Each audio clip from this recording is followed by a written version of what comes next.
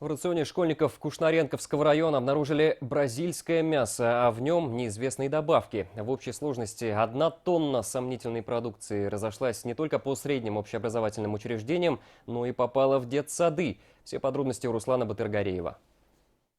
У нас мясо хранится в морозильной камере, мясо у нас говядина, башкирское мясо из Даликанского района. Это та самая школа в селе Шарипово, где обнаружили мясо сомнительного происхождения. Правда, его уже в морозильниках нет, заменили.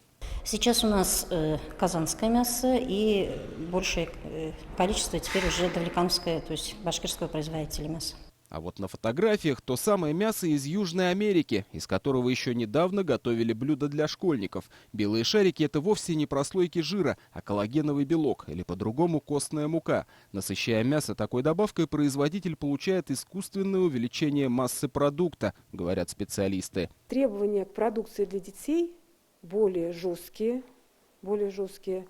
И в мясной продукции, как в сырой, так и в готовых блюдах, не допускается наличие добавок.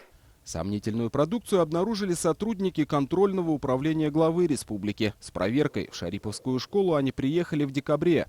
На указанную мясную продукцию были представлены только товарные накладные и ветеринарные сопроводительные документы, собственно говоря, благодаря которым удалось установить цепочку и определить, что изначально страна происхождения мяса – это Бразилия.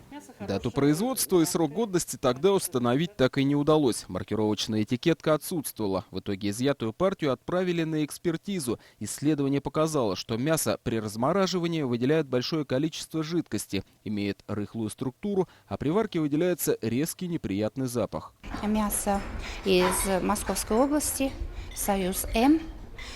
Сразу же после обнаружения мы отреагировали таким образом, попросили аутсорсера убрать это мясо. Как только нам поступила устная информация о том, что наших детей кормят бразильским замороженным мясом, мы, к сожалению, через систему Меркурий не видим этого, а видим только что мясо из Московской области, мы письменно запретили это мясо использовать и потребовали его заменить. Проверяющие совместно с управлением ветеринарии Республики Башкортостан установили, что с ноября по декабрь поступила 1 тонна мяса из Бразилии. Продукция разошлась по 32 дошкольным и школьным учреждениям Кушнаренковского района. Однако на сегодняшний день об экзотичной, если ее так можно назвать, говядине остались лишь воспоминания. И хорошо, что все обошлось без отравления и тяжелых последствий. По крайней мере, таких случаев зарегистрировано не было. Руслан Батыргареев, Наиль Гайнуллин и Эдуард Хисматуллин. Новости. Кушнаренковский район.